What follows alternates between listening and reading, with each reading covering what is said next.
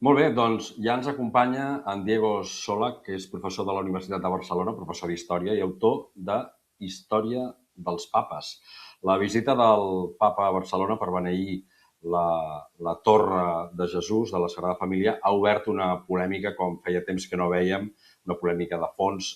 Quin lloc hi tindrà en aquesta cerimònia el català? Com pot ser que en un temple tan vinculat a Gaudí, ja coneixem a Gaudí, a Barcelona i a la història de Catalunya, la llengua del país, torni a quedar en una posició secundària.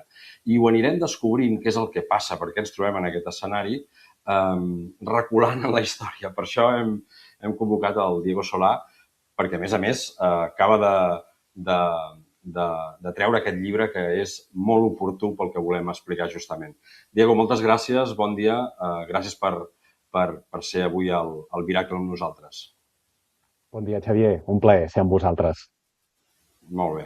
Per entendre-ho, volem mirar més enllà de l'anècdota i preguntar-nos quina ha estat històricament la relació entre el papat, Catalunya, la corona d'Aragó, l'estat espanyol, etc. Però, clar, ens hem de situar en el present, Diego.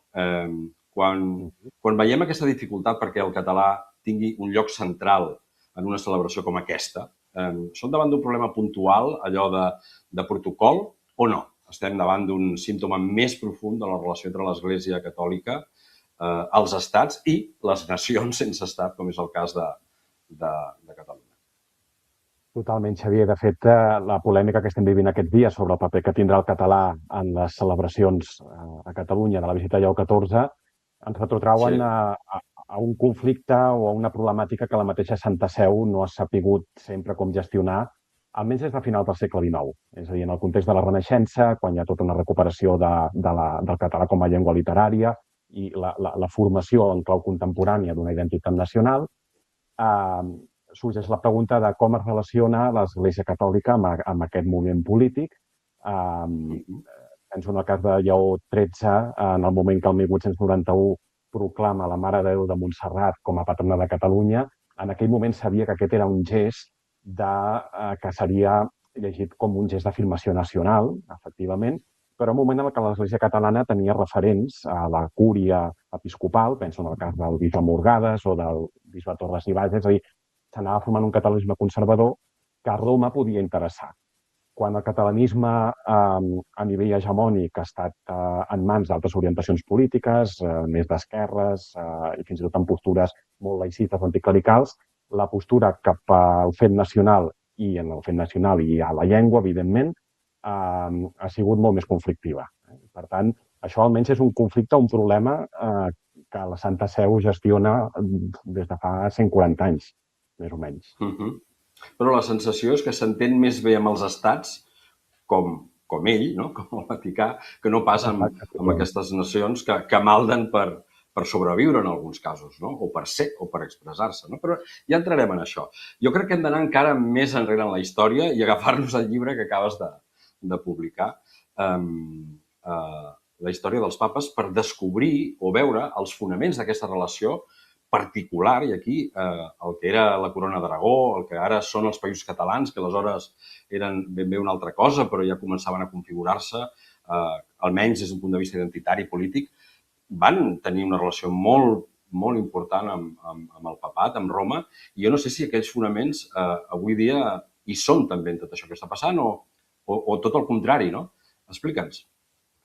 Bé, la relació ha sigut molt irregular perquè, com sabem, els països catalans i les seves diverses articulacions polítiques i de sobirania han tingut una vida històrica molt moguda, no? Per dir-ho així. Però sí que és veritat que en els primers segles, a l'edat mitjana, va ser una relació molt estreta i una relació fins i tot de mútua dependència. Pensem que hi havia el factor de proximitat geogràfica, tot i que les comunicacions fa 800, 900 anys, 1.000 anys, no són les d'ara, s'hi podia arribar bé i relativament ràpid a Roma, i els comtes, penso el cas de Boirrey II, Ramon Berenguer, molts comtes de Barcelona anaven a Roma habitualment, no només per motius de peregrinació, sinó per buscar una mica favors polítics. Era el moment en què s'estava fent tota la conquesta de la Catalunya Nova, l'expansió després cap al Regne de València, s'havien d'erigir noves seus episcopals i feia falta la rúbrica del papa.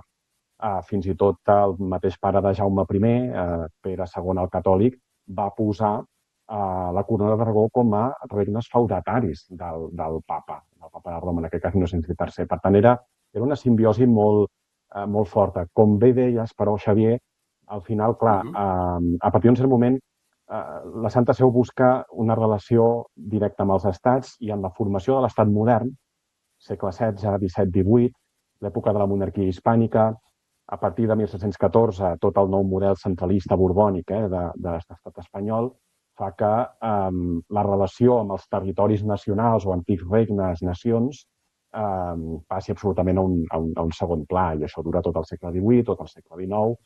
Clar, aquí s'ha intentat, en els últims 25-30 anys, això particularment des de la Generalitat de Catalunya, una mena de diplomàcia subestatal que pugui parlar de tu a tu amb diversos actors internacionals. Roma, la Santa Seu, ha sigut un actor fonamental, però sempre hi ha la dificultat perquè, com bé deies, per la diplomàcia vaticana és molt més preferent la relació privilegiada amb l'Estat que amb territoris que més presenten un grau de conflicte polític, més o menys, no? Ja.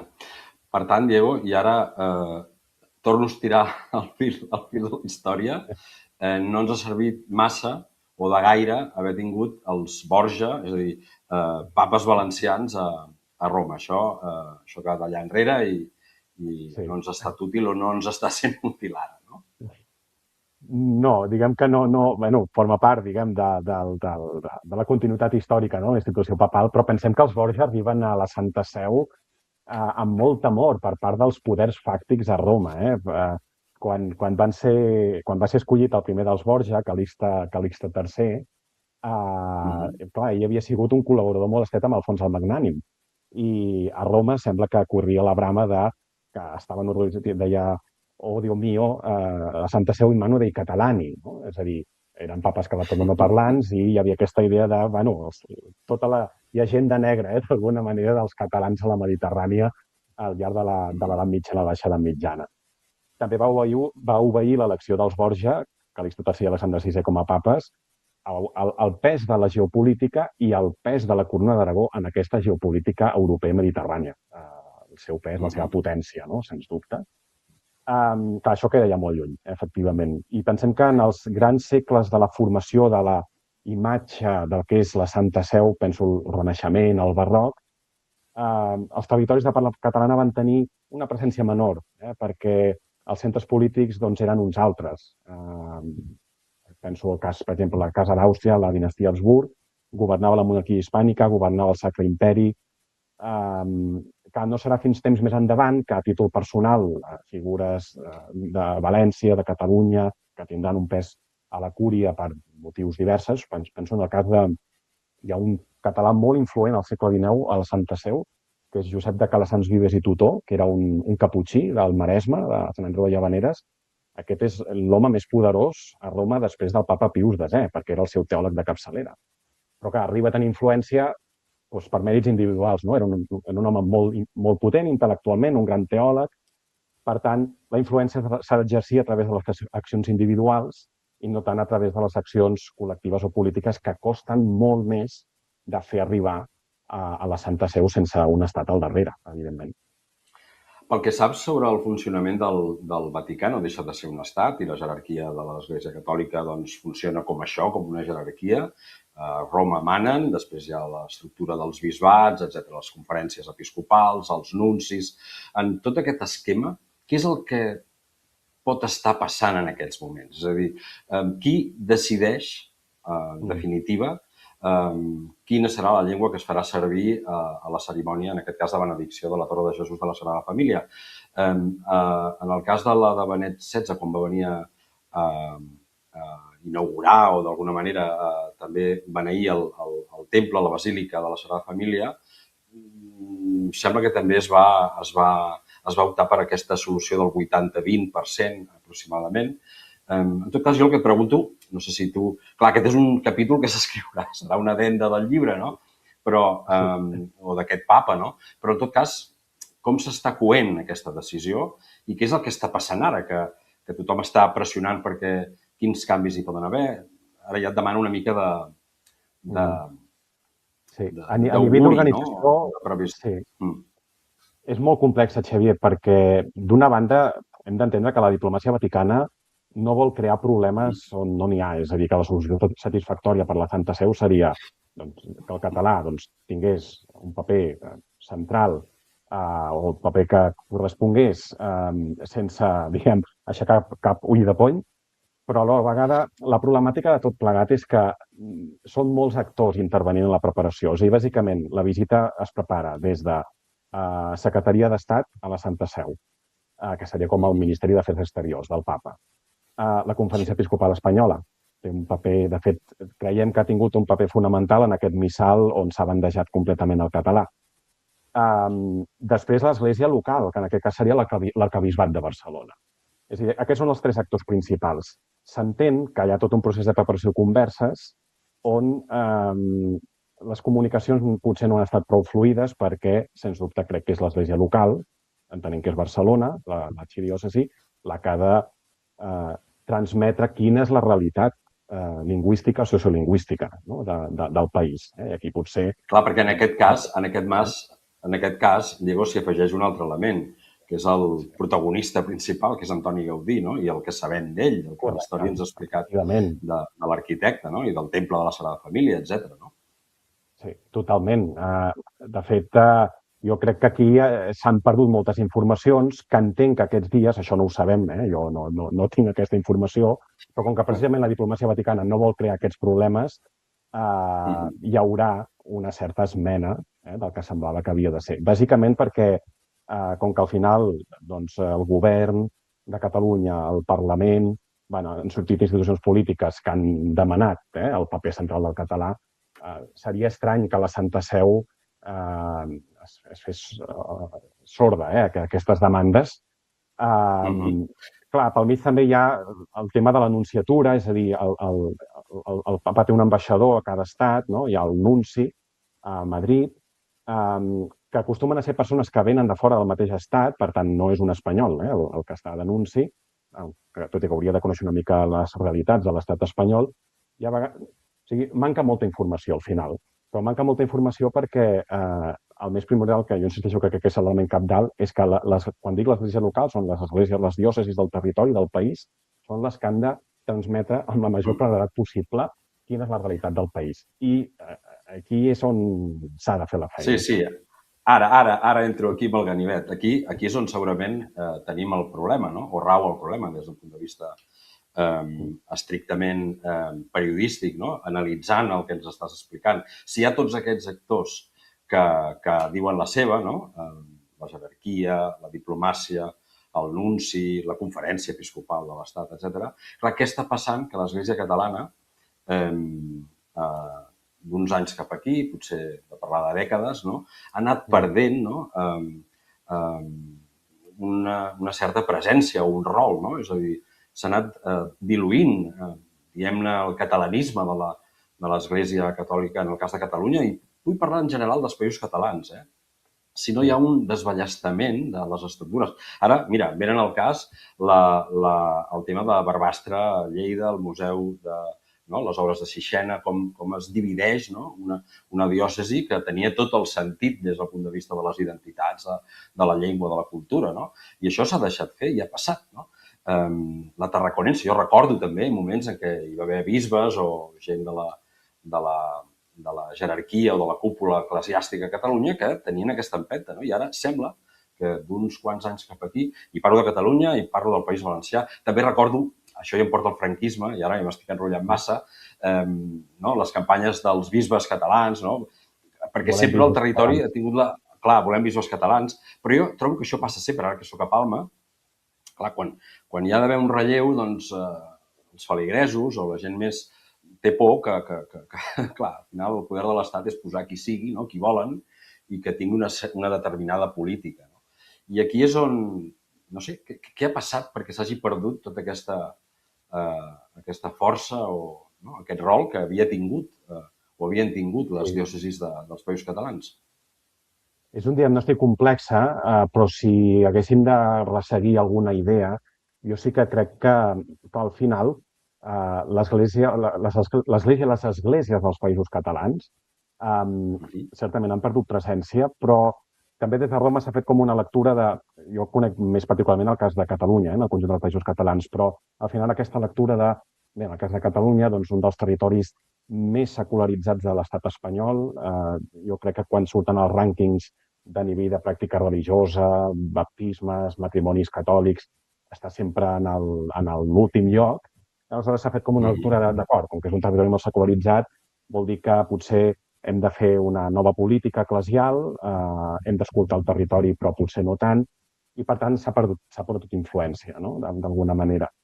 Hi ha processos, com tu ara assenyalaves, molt dramàtics per la història de l'Església de Catalunya, el tema de la segregació de la diòcesi de Lleida, per exemple.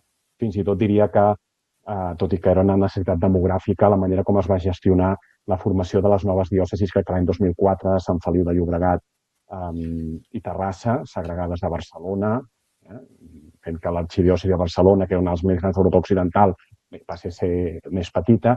Ha faltat 10 a Roma. Ja partíem, clar, d'una inferioritat, això en el conjunt dels països catalans, és a dir, la nostra força demogràfica és la que és, a nivell de població, i sobretot un llarg període de molt baixa influència a Roma, amb la qual cosa això ha fet que des de fora ens organitzin una mica la realitat diocesana, però clar, la conseqüència quina és? Que al final s'acaben prenent decisions que no respecten a vegades la sensibilitat i el sentir de les comunitats locals. Clar, perquè aquí hem de mirar d'això qui en té la culpa. És a dir, moltes de les decisions que ara acabes de comentar, clar, que es divideixi la diòcesi, no? Que se segregui la diòcesi de Lleida, amb totes les conseqüències que això ha tingut, o això que comentaves de Terrassa, Sant Feliu, etc. No? Que tot això és algú que ho fa, no? És algú que ho fa, per tant, entenc que hi pot haver una responsabilitat i una manca de força, no? Des d'aquí, no? Però també hi ha una clara voluntat, no? Sembla, no? D'anar desballestant tota aquesta estructura, que al final és una estructura que ve de lluny, que està molt connectada amb una realitat que ara li costa d'expressar-se, no? Però que, clar, si això també desapareix, doncs, no sé si m'explico, no? Al final, qui té més culpa, el que es deixa fer o el que activament es ballesta tota aquesta estructura? Sí, no, totalment, és multicausal, però sí que és veritat que hi ha un element de, no sé si qualificar-ho de desídia, no? Per part nostra, parlant col·lectivament, evidentment. Penso en el cas, per exemple, de potser no poder actuat de manera molt més coordinada i més contundent, si hagués estat el cas en els òrgans de govern estatal. Penso en el cas de la Conferència Episcopal Espanyola. Al final, diguem, els bisbes de Catalunya, el conjunt dels països catalans, poden actuar. A Catalunya hi ha la realitat de la Tarraconense, no? Que hi ha una estructura ara informal o suboficial, per dir-ho així, que és aquesta Tarraconense. I, sens dubte, també, clar, en aquesta multicausalitat, al final la religió també és identitat, evidentment. De manera fonamental també és identitat, i això alguns actors, certs nuncis que hi ha hagut de la Santa Seu a l'estat espanyol, o certes polítiques que han arribat de l'estat espanyol cap a la Santa Seu, hi ha hagut una voluntat deliberada de descatalanitzar en aquest diagnòstic que algunes veus a Roma o a Madrid han fet de que catalanisme i catolicisme havien de ser un binomi que s'havia de, no sé si desmuntar, però bé, relacionar d'una altra manera, amb finalitats purament polítiques. Per tant... D'aquí una estona, per parlar d'aquest tema amb la taula de debat que sempre fem al Miracle, veurem aquell moment de fa un parell d'anys, em sembla, el papa Francesc, aleshores, en una litúrgia a Roma, motiu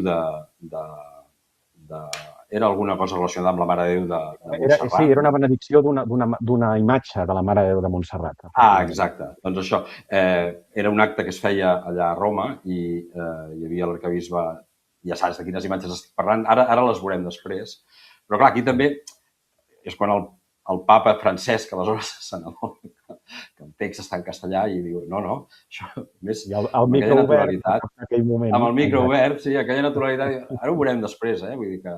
I amb aquella naturalitat diu, no hauria de ser en català, i l'arquebisbe Omella, que és de Fraga, no? Xerra català, no? Va dir no. A més, el seu no també va ser molt allò clar i català per atendre's. Vull dir que a vegades també els personatges, les tries, potser també obeeixen algunes polítiques. Sí, jo crec que en aquestes qüestions al final hi ha hagut una manca de traça, podríem dir, perquè aquell episodi mateix, si el mateix papa de Roma era coneixedor de la realitat, significa que en la preparació de tot això es podia haver pres molta més consciència de que tenia tot el sentit absolut del món de que aquella benedicció fos en català. Um, Això pot ser a vegades també, tenint en compte que l'Església Catòlica doncs, viu una crisi general a nivell de la seva governança, de la formació dels seus quadres, també a nivell d'esglésies diocesanes, parlo en general, s'ha perdut una mica aquella finesa, aquella sensibilitat, aquest tenir l'ull a totes les coses i a vegades per deixadesa s'acaben cometent errors que precisament la diplomàcia vaticana, que continua sent un cos molt potent, no es pot permetre. Per tant, jo vull pensar, torno al que dèiem abans, que quan sigui el moment, per exemple, de benedicció, veurem com s'autocorregeix una deixadesa, si és que no pensem malament de que més que deixadesa hi havia intencionalitat, que no hauria d'haver estat. No? Apostes perquè finalment la benedicció, almenys aquesta part, no? Que segurament és la més important, serà en català? Jo crec que sí, potser m'equivoco, però crec que sí, i crec que un factor determinant ha sigut, crec, la postura de govern i Parlament, perquè quan ja són institucions de govern, institucions de país, les que s'hi posen, aquí és on la Santa Seu no vol crear enemistats. Ja no és només la pressió de la gent, que evidentment ho demana, sinó que són també les institucions que les representen. Per tant, jo crec que sí, que sentirem el català en el moment culminant d'una celebració que, a més, com bé deies, també és en reconeixement d'una figura que precisament la defensa de la llengua per Antoni Gaudí era fonamental. Diego Solà, moltíssimes gràcies per haver estat avui al Miracle. Tinc la sensació que no serà l'última vegada que et veurem per aquí. Tenim ara imatges una altra vegada d'aquest llibre que acabes de publicar, Història dels papes. A vegades amb els llibres passa que justament després d'aquesta entrevista que acabem de fer i de tot el que ens ha explicat, encara venen més ganes de llegir-lo, no? Almenys és el que m'està passant a mi, perquè al final aquests dies no he tingut encara l'oportunitat, però ara vaig boig per trobar-lo i per llegir-lo i per acabar d'entendre, no? Fixa't, no? Les coses que encara ens passen ara. Diego, Solà, moltíssimes gràcies per haver estat al Miracle i bon dia. Moltíssimes gràcies, Xavier. Fins aviat, fins la propera.